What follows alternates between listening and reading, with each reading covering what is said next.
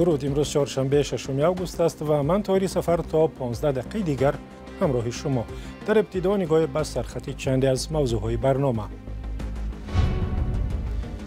ضرب‌الاجل دونالد ترامپ به روسیه برای پایان دادن به جنگ در اوکراین 2 روز بعد به پایان می‌رسد. آیا سفر فرستاده ترامپ به روسیه مسئله را حل می‌کند؟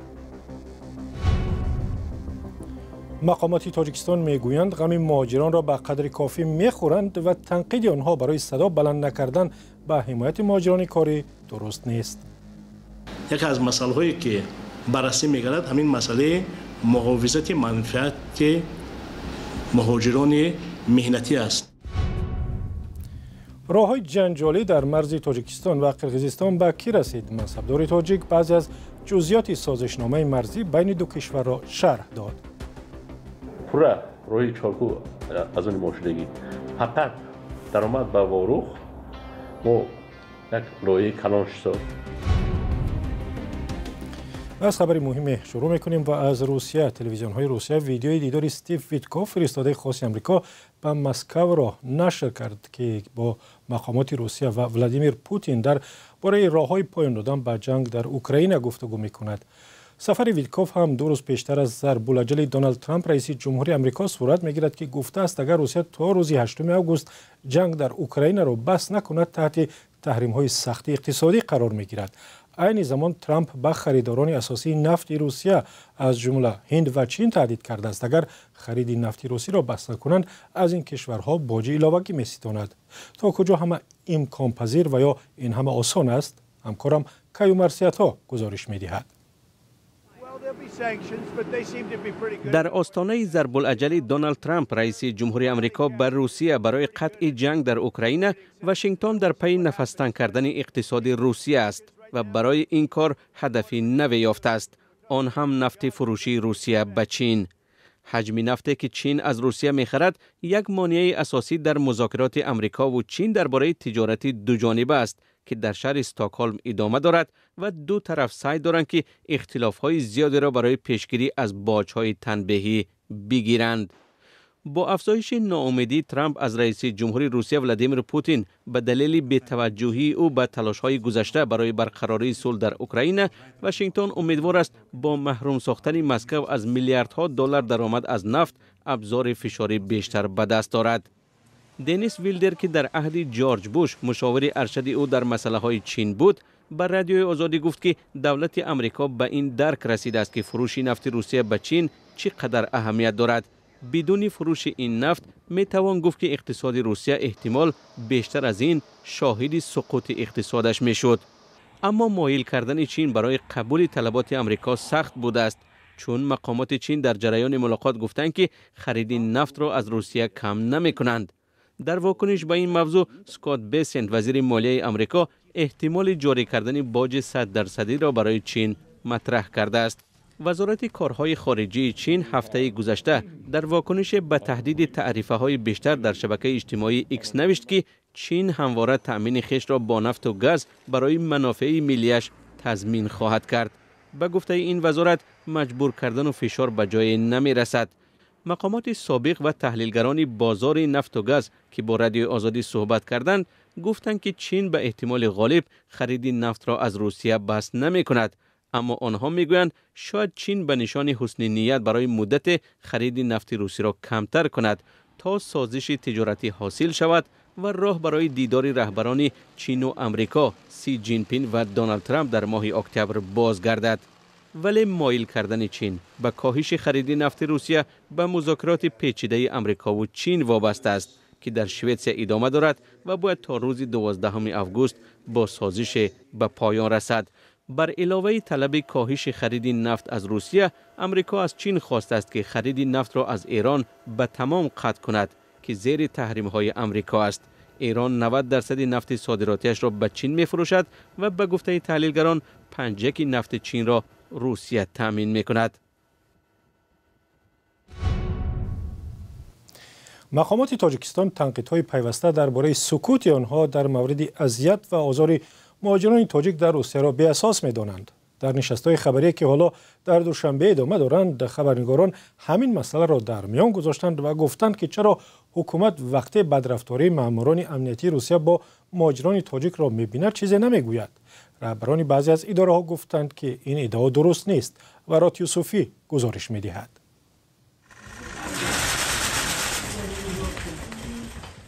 منتقدان حکومت تاجیکستان در خارج کشور مقامات و دولت تاجیکستان را به حمایت ناکافی از حقوق مهاجران و سکوت در برابر آزار و اذیت آنها در روسیه گناهکار می‌کنند.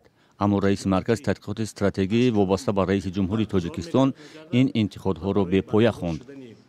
این قضاوت درست نیست و نه تنها نمایندگان وزارت و اداره ها بلکه دایره های کارشناسی ما هم که در همین چاره‌بینی های منطقوی و بین المللی اشتراک میکنند، یکی از مسائل هایی که بررسی میگردد همین مسئله محافظت منفعت مهاجران مهنتی است، زیرا سهم آنها هم در رشد اقتصاد جمهوری تاجیکستان نظر است. پیشتر وکالتدار حقوق انسان در تاجیکستان نیز تنقیدها را که در برابر شکنجه و تحقیر شدن شهروندان تاجیکستان هنگام بازداشت به گمان شرکت در قضیه کروکوس نپذیرفت. خانم ماسکالکووا омбудсмани Федерация Россия бевосита дар ин маврид аввалин шуда мо бай карда будем ва Маскалкова ба мо ҷавоби хатӣ доданд вастанд ки мо бо мақомоти тафтишотӣ кумитаи тафтишотии Россия бевосита кормандони омбудсмани Россия ҳамкорӣ карданд ва ҳангоми тафтишот ва масъалае ки вобаста ба ё нишон дода буданд гӯё шиканҷа шудан рӯи рост мо инам гуфта будем. بعد همین شما اهمیت داده باشید در این مسئله دیگر گپ نمیزنم. من فکر میکنم که نتیجه مثبت یعنی همین مراجعت ما بود، چون که در همین روند تفتیشات کمتر بهبودی است این مسئله قطعی. کارشناسان میگویند تاجیکستان در سطح رسمی تلاش میکند که حقوق مهاجران را در روسیه با راههای دیپلماتی حمایت کند، ولی در عمل بسیار مهاجران در نامه‌های خود به شبکه‌های اجتماعی میگویند که احساس بی‌صاحبی کامل میکنند. آنها میپرسند چرا واکنش قرقیزستان و ازبکستان برای دوشنبه رسمی درس عبرت نمیشود.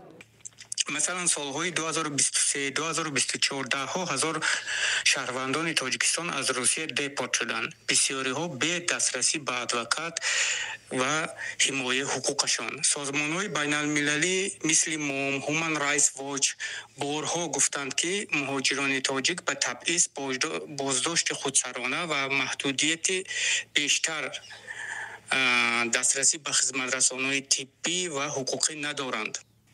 اگر این وضعیت را با جمهوری‌های همسایه ازبکستان و قرقیزستان مقایسه کنیم، ازبکستان چند سال اخیر کنسولگرایی‌اش خیلی فعال می باشد و قرقیزستان هم در رسانه‌ها هم در سطح دیپلماتی بیشتر عاید حقوق مهاجران مهنتی صدا می‌دهند و تاجیکستان هم تلاش میکند که حقوق مهاجران را حمایت کند، لیکن این بسنده نیست. یک دلیل زیاد پایمال شدن حقوق مهاجران کاری تاجیک در روسیه خاموشی از اندازه زیادی دولت و منصبداران دانسته می شود.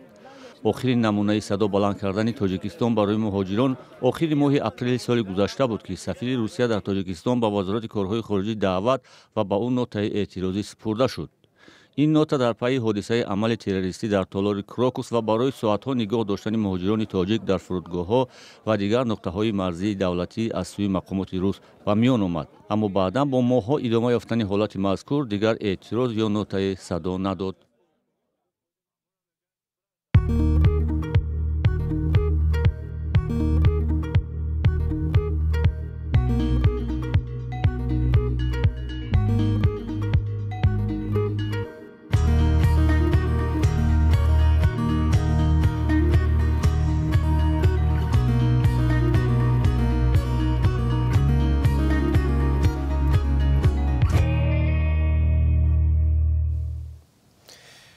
محمد اقبال صدرالدین یکی از مخالفان تندلحن حکومت تاجیکستان اعلام کرد که در خارج یک سازمان نوی تأسیس دادند. او با نشر یک بیانیه در روز 6 آگوست گفته است که گروه از مخالفان حکومت تاجیکستان با نام حرکت اصلاحات خواهان جنبش سیاسی نوی تأسیس دادند و هدف آنها نجات ملت و دولت تاجیکستان از ورطه دیکتاتور است. محمد اقبال صدرالدین که در تاجیکستان به قلابی متهم شود عضو حزب ممنوع نهضت اسلامی است. محمد اقبال صدرالدین در گذشته خواستار استعفای رئیس حزب محیدین کبیری شده چون به قول او کبیرین اصلاحات انجام داد و نه مبارزه جدی کرد. به قول محمد اقبال صدرالدین سازمان نوتأسیس آنها بیشتر از 200 عضو دارد و اکثریت آنها در کشورهای اروپایی، ترکیه و امریکا هستند.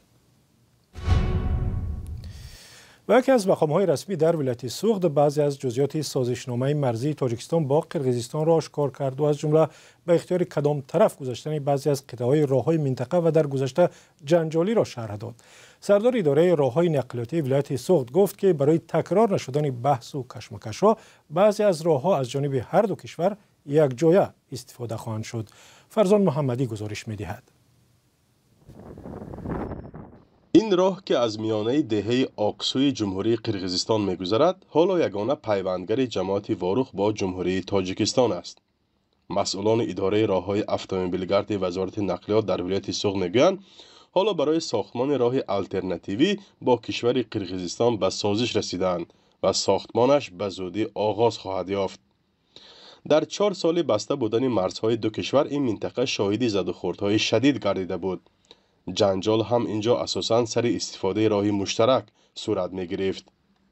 پورا راه چارکو از اون مشکلی فقط درآمد به واروخ و یک لایه کلانش ساز لایه تقریبا 255 میلیون سوم را تشکیل می‌دهد. شرکت‌های خیتایی، شرکت‌های ترکی و شرکت‌های ایرانی را ما گرفته بردیم اینجا. از حساب همون دریای با کمتر وای کرده همجا بلندای بتون کرده راهی نام می‌سازیم. بدون بارش بیمار رفت آمد کردم. یعنی به گفته ناصرزاده راه دهه خواجه علا و 4 راههای بحثی هم به حدود تاجیکستان گذشته فعلا ساکنان دو کشور از آن استفاده میبرند. پیشتر این منصبدار تاجیک به رادیو آزادی گفته بود که پس از بحث‌های طولانی تعمیر راهی بین دهه خستیورزی باباجان غفورف تاجیکستان و دهه‌های بارباردوک و ارقه ناحیه لیلک قرقیزستان را هم آغاز کردند. برای تعمیر و هموار و وسیع‌تر کردن راه با رضایت ساکنان دهه بارباردوک درختان کنار آن را ریشه‌کن کردند. و جز این دیگر راهی بحثی ناحیه باباجان غفورف هم حل خویش را پیدا کرده است. راهی کلوندو مقصد با درازی 1.1 کیلومتر در جماعت دیوتی اوچخالچه وجود دارد و راه از تریتوری جمهوری تاجیکستان می‌گذرد و جمهوری تاجیکستان تعلق دارد. وقتی که سازشنامه به امضا رسید ما رفته قرار حکومت جمهوری تاجیکستان در برآمدگی همین کوچه 1.1 کیلومتر منفش کردن نکرد. ما به قریب 10 روز شد آن پورا منفش کردیم حسابی خودی وزارت نقل جمهوری تاجیکستان و آن را شهروندان قرقیزستان استفاده می‌برند. همین خیلی جای اونجا دیگر راهش هم نیست اونجا گذاشتن و مجبور میشن در اومده برام اونجا. این شرح و توضیح یک مسئول وزارت نقلیات تاجیکستان در حالی است که با گذشت بیش از 4 ماه تاجیکستان هنوز هم منطقه ها و محله های تبادل شده را با قرقیزستان اعلام نمی کند. منصبداران قرقیزستان پیش از امضای سازشنامه بعضی جزئیات را آشکار کرده بودند.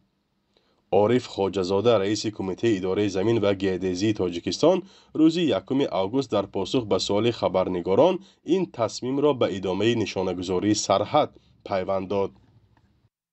فرزان محمدی، رادیو آزادی از منطقه‌های مرزی تاجیکستان و قرقیزستان. و در رودخانه پورتالاتوم وخش جستجوی جسد 2 سرباز تاجیک ادامه دارد که روزی 30 ایول غرق شدند و تا حال نشانی از آنها پیدا نکردند. کمیته حالتهای فوق‌العاده تاجیکستان میگوید بی احتیاطی هنگام شنا و بی نظارت گذاشتن کودکان و نورسان سبب اصلی جان باختن جوانان نورسان در نهر، رودخانه و کلو آب انبارهای تاجیکستان است. بیننده گرامی 15 دقیقه که برای برنامه خبری و تحلیلی اخبار آزادی داشتیم به پایان رسید. اگر خبری دارید به ما نویسید، تحقیق میکنیم درست بود نشر می شود. تا دیدار در برنامه های دیگر.